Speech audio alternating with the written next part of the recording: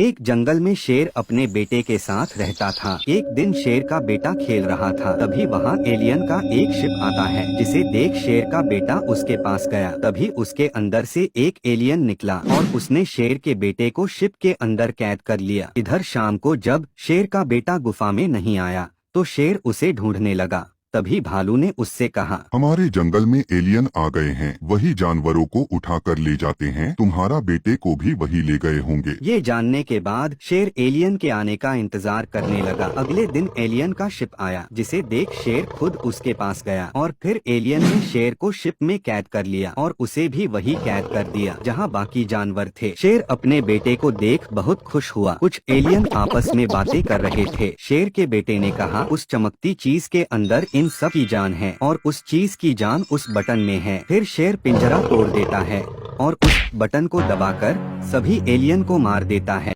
न आगे अड़ा न पीछे खड़ा, जो पी के पड़ा वो सबसे बड़ा। बेवड़े सियार के इस हरकत के वजह से जंगल का कोई भी जानवर उससे बात करना पसंद नहीं करता और सभी उससे दूरियां बनाकर ही रहते थे। एक दिन सारे जानवर सियार की शिकायत लेकर शेर के पास गए। महाराज, आपके राज्य में सब कुशल मंगल चल रहा है, सिवाय एक समस्या के। मेरे राज्य में ऐसी कौन सी समस्या है जिससे सारे जानवर इतने चिंतित हैं? वह अपना बेवड़ा शियार महाराज। बेवड़ा सियार? हाँ महाराज, वह शियार कोई काम धंधा तो करता नहीं, बस दिन भर शराब के नशे में टून रहता है और हम सब जंगल के वासियों को गालियाँ बकता रहता है। यदि हम लोग उसे समझाने की कोशिश करते हैं तो हमारे साथ वो हाथापाई पर उतर आता है। डायनासोर का लौंडा नागिन के अंडों को खा जाने वाली निगाहों से घूर रहा था। जब गाय ने ये देखा तो सतर्क हो गई। कुछ देर बाद डायनासोर का लौंडा यहाँ से चला गया। गाय जब नागिन के करीब आई, उस वक्त नागिन अपने अंडों को देख आने वाले मेहमानों के बारे में सोच रही थी। गाय बोली, बहन मुबारक हो, जल्द खुशियाँ आने वाली हैं। ये सुन नागिन ने गाय का धन्यवाद किया। रात हुई, नागिन गहरी नींद में सो रही थी। तभी डायनासोर का लौंडा अंडे खाने आ गया। नागिन इस सबसे अनजान चैन से सो रही थी। इससे पहले डायनासोर का लौंडा अंडों को खाता। जानवरों ने इसे घेर लिया। गाय ने पहले ही इसकी फील्डिंग लगा दी थी। इसके बाद सबने डायनासोर के लौंडे को बहुत मारा। गिरता पड़ता डायनासोर का लौंडा यहाँ से भाग गया। एक जंगल में श्यामू नाम का भेसा अपना ठिकाना ढूंढ रहा था। तभी उसे वहाँ पर एक गुफा दिखाई दे जाती है। श्यामू उस गुफा में ही रहने लग जाता है, लेकिन वो जानता नहीं था कि इस जगह पर रहना किसी खतरे से खाली नहीं है। पर वो करता भी क्या, वह उस जगह से अनजान था। उसके पास रहने का कोई और ठिकाना भी नहीं था। तब श्यामू सोचने लगा, अब मुझे इसी गुफा में ही रहना पड़ेगा। कुछ दिन के बाद उसकी गुफा के पास से एक शेर जा रहा था। अचानक से उसकी नजर श्यामू पर पड़ जाती है। शेर श्यामू को देखकर उसकी ओर बढ़ने लगता है। शेर को अपनी ओर आता देख श्यामू बेचारा घबरा जाता है और शेर से बचने की तरकीब सोचने लगता है कि कैसे मैं इस शेर से बच सकता हूँ। जैसे ही शेर श्यामू भेसे के पास पहुँच जाता है, श्यामू भेसा अपनी बुलंद आवाज में बोलता है, अरे सुनो साथियों, आज खाने का इंतजाम हो गया है, शिकार खुद चलकर आ गया। इतना सुनकर शेर वहाँ से अपनी जान बचाकर भाग जाता है। ये सब ड्रामा वहाँ पर बैठा एक बाज देख रहा था और ये पार्ट भी यहीं पर खत्म हो जाता है। इससे अगला पार्ट देखने के लिए कमेंट में पार्ट 2 जरूर लिखकर भेजें। एक जंगल था जिसका राजा सफेद शेर होता है। सफेद शेर के पास जादुई शक्तियाँ थी। सफेद शेर के राज में जानवर मजे से जीवन जी रहे थे। एक दिन इस जंगल में एक कालिया बाघ आता है और वो जंगल के राजा सफेद शेर के पास जाता है और उससे बिना कुछ बात किए वापस आ जाता है। बाघ बहुत शातिर था। वो जंगल पर कब्जा करना चाहता था, पर सफेद शेर की ताकत के सामने बाघ बेबस होता है। बाघ ने दिमाग लगाया और एक शेर को मार डाला। इसके बाद बाघ जानवरों को मारकर वहाँ मरे हुए शेर के पैरों के निशान छोड़ देता। सभी समझते सफेद शेर ने इन्हें मारा है। अब सभी जानवर सफेद शेर से नफरत करने लगे थे। जब सफेद शेर को इस बात की खबर हुई तो उसने बाज से जंगल में नजर रखने को कहा। बाज ने आकर शेर को बाघ के बारे में बताया। सच्चाई जानने के बाद सफेद शेर ने बाघ को ढूंढकर मार डाला। अरे शेर खुरानी, आज बच्चे क्यों रो रहे हैं? शमशेर सिंह, ये आज खाने में शेर का कलेजा मांग रहे हैं। शेर ये बात सुनते ही सफेद हो गया और सोचने लगा, ये कौन सी बला आ गई जंगल में, जिन्हें खाने में शेर का कलेजा चाहिए, और इसका तो नाम भी शमशेर सिंह है। शमशेर सिंह नाम की दहशत उसके मन में बैठ गई। फिर हिरण बोलता है, ठीक है, किसी शेर को दिखने दो, आज तुम्हें शेर का ही कलेजा खिलाता हूँ। यह बात सुनते ही शेर वहाँ से ऐसे भागा मानो जैसे सच में आज कोई उसका कलेजा निकाल लेगा। भागते भागते शेर को रास्ते में एक सियार मिला। अरे जंगल के राजा, इतने भयभीत होकर कहाँ भागे जा रहे हो? काहे का राजा, आज तो बाल बाल बचा हूँ, नहीं तो मेरा कलेजा खा जाते। ना जाने जंगल में कौन सी बला घुस आई है।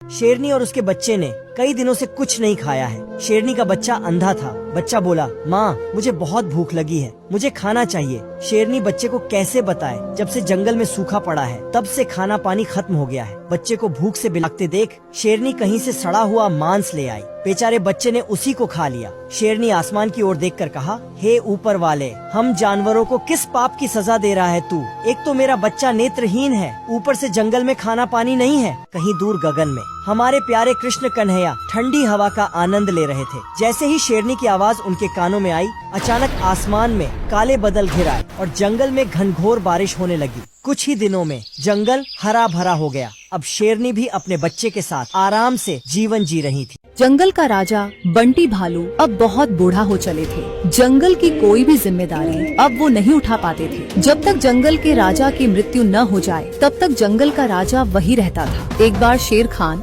जंगल का राजा बनने के लिए बंटी भालू को मारने की योजना बनाता है और उसके लिए जमीन में एक गड्ढा खोदकर उसको झाड़ियों से ढक देता है और भालू का इंतजार करने लग जाता है। ऐसा करते हुए उसको कालिया देख लेता है। अब जैसे ही बंटी भालू उस रास्ते से गुजरता है तो कालिया अपने महाराज को आगे जाने से रोक देता है और उनको वापस जाने के लिए कहता है, महाराज महाराज, आगे आपकी जान को बहुत खतरा है। कुछ शिकारी जानवर आपको मारने की फिराक में है। इतना सुनते ही बंटी भालू वापस लौट गया। जब यह बात शेर खान को पता चली तो उसने फौरन कालिया को मार डाला। यह बात बंटी भालू को पता चल गई। क्या बंटी भालू कालिया का बदला ले पाएंगे? ये हम पार्ट 2 में देखेंगे। उसके लिए आपको कमेंट में पार्ट 2 लिखना होगा। जंगल में शेरनी का अंधा बच्चा कहीं बैठा हुआ था। जैसे ही वो अपने घर जाने लगा, वो रास्ते में एक लोमड़ी से टकरा गया और गिर गया। लोमड़ी बोली, अरे मेरो मोड़ा गिर गयो, तो ये लगी तो नाने मेरे बच्चा, चल आजा मैं तो ये घर छोड़ दूं। ये सब देख शेरनी बहुत दुखी हुई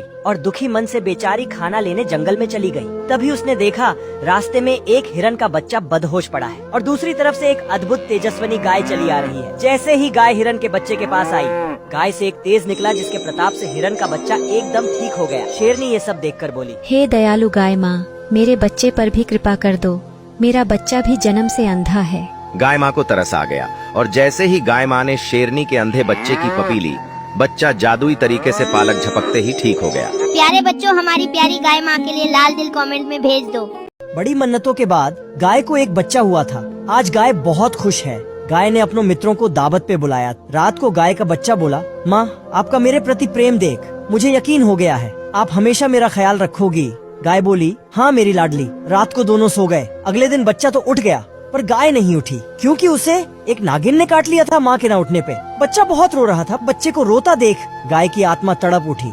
अचानक आत्मा की नजर नागिन पर पड़ी। आत्मा फौरन नागिन के पास जाकर बोली, नागिन बहन, तुम्हारे बच्चे के ऊपर गलती से पैर पड़ गया था मेरा। मैंने जानकर उसे नहीं मारा। मेरे जिस्म में अभी कुछ सांसें बची हैं। अगर तुम अपना जहर चूस लो तो मेरी जान बच जाएगी। नागिन ने कुछ सोचा और फिर गाय के जिस्म से जहर निकाल दिया, जिसके बाद गाय ठीक हो गई।